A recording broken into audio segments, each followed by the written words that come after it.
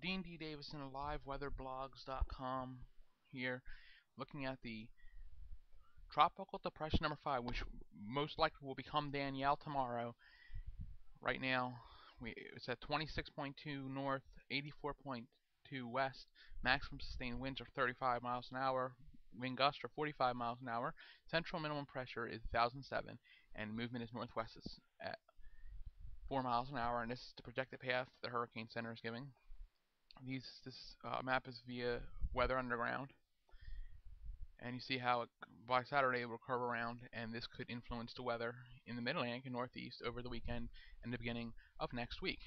We're going to take a look at some computer models and some satellite data on this, then move into our severe weather outlook, and then ended up with information on the forecast for the greater Roanoke Valley.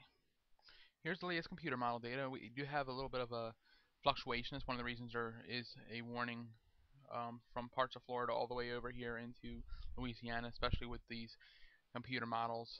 The NAM is pulling it into Florida, and some of the other ones are taking it mainly into Louisiana. So and we have even one that's shifting it to the west and moving it to the west. So there's some disagreement in the models. This is not as clear cut as it was not that a day ago actually, but majority of the models are taking it up, and then when it's done and its remnants would go up here and spill into the Roanoke Valley, then eventually up into the Delaware Valley and help moisturize showers and thunderstorms next week. So we have to take a look at this for future in our weather here, and that's your computer models as of 11 p.m. As you see, this is so far a radar. Since this has been becoming a depression, you can see there is feeder bands coming around the center of circulation, which is located in this general area. We're going to see that on our satellite picture from NOAA and momentarily. It's still pretty broad and needs to get acting a little further to strengthen, and we'll show you that on satellite imagery. Looking here at our close-up image, you see this is where it's located. There's some flare up shower thunderstorms, just not a whole lot around the center of circulation. The upper level low is pulling off here, which is going to allow this to get in a better general area for better development. As I said, the low is right around the tropical depression is right in this general area, and it will move to the majority of the models we're putting it, like I say, into Louisiana. But like I said, if you're in Florida or as far west as Texas, I still watch this system. And please do refer to Bob Acaprio's meteorologist Bob Acaprio's tropical updates. They're great tropical updates, very formal tropical updates, and definitely I'll link him up in my blogs also. Very good tropics when it comes to tropics. You also see here we have winds over light. You can have easterly winds here, and this upper level low, like I said, once it gets out of the way, will allow this to get in better predicament. Looking here, we can see this still.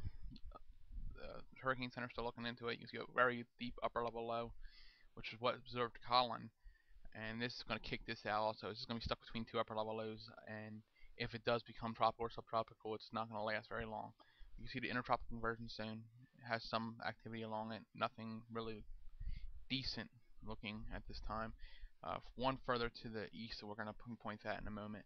And you can see where the tropical depression is and the upper level low compared to that. Shifting a little further to the east, you can see there actually is a tropical wave out here that's looking pretty healthy.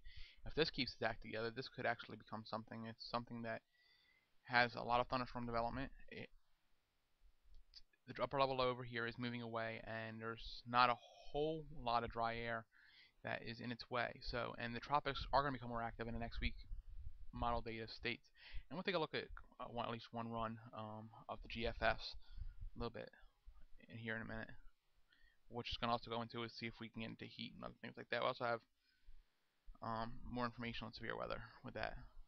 Look at our severe weather projection. It's not going to be as widespread, but I would say anywhere in this location could have some isolated severe weather. That would include Roanoke, that would include Indianapolis, that would include Chicago, that would include parts of Wisconsin, including Green Bay, that would include Des Moines, Iowa, that would include Louisville, Paducah, parts Raleigh, North Carolina, Holden Beach, North Carolina. These areas could see some severe weather, and also back here in the upper plains, it's going to be more isolated than it was today, with But like I said, there could be some, especially with an MCS that is still occurring out here near Iowa. Slow moving, much more slow moving than they have been. Then we get into Thursday and we see much more defined area of possible severe weather: Omaha, Des Moines, Minneapolis, Fargo, areas of that nature, with tornadoes, high winds, and hail. This is a GFS run um, that goes 10 days out, and a few things you're going to see here. You're not going to get the extreme heat um, in the areas you have now. We're not going to have these extreme heat waves. Secondly, most of that heat is going to go out to Arizona, California, Nevada. It's going to get hotter out there. Also, you're going to see a couple things. That one little possible tropical system they have to develop and move out into the Maritimes. And the other thing is, you will get the uh, remnants of whatever tropical system that does happen move into the Carolinas and then off. So, looking at that information, it does show the opportunity for more unsettled weather in the northeast and mid-Atlantic in the next couple coming week, and less heat than we've been seeing. Then we have a loop of the NAM going out 60 hours here, and the NAM does put this as a tropical storm, Danielle, between Florida and Louisiana. It actually pushes it further east. The NAM model does, and other areas, more severe weather up here in the Iowa, Nebraska area. We got to be very apparent and careful on what we see there. It actually also picks up another disturbance somewhere near Florida.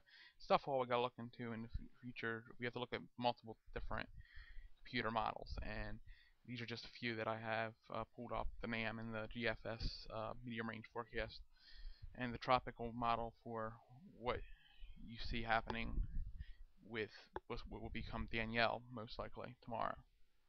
So hopefully we get this heat wave finally break after some patchy fog tonight at 73 degrees. We have 100 degrees being forecasted for Roanoke. I would say 100 to 105. Heat index is up 110 to 120, especially in the city limits. 72 on Wednesday night, 93 chance of thunderstorms, better chance of thunderstorms on Thursday. 72 Thursday night, 86 on Friday, and we can break into 87 and 84 for Sunday. So we're going to cool down a little bit on the weekend. So this is D&D Davis and LiveWeatherBlogs.com with your latest information and the latest forecast. Stay with us here while we keep you updated with the latest on the tropical depression number 5, which will most likely become Danielle, severe weather, and your latest forecast. I'm sure Bob McCaffrey in the morning will have your latest tropical update. So take a look at that in the morning. This is D&D Davison, LiveWeatherBlogs.com. Have a great night.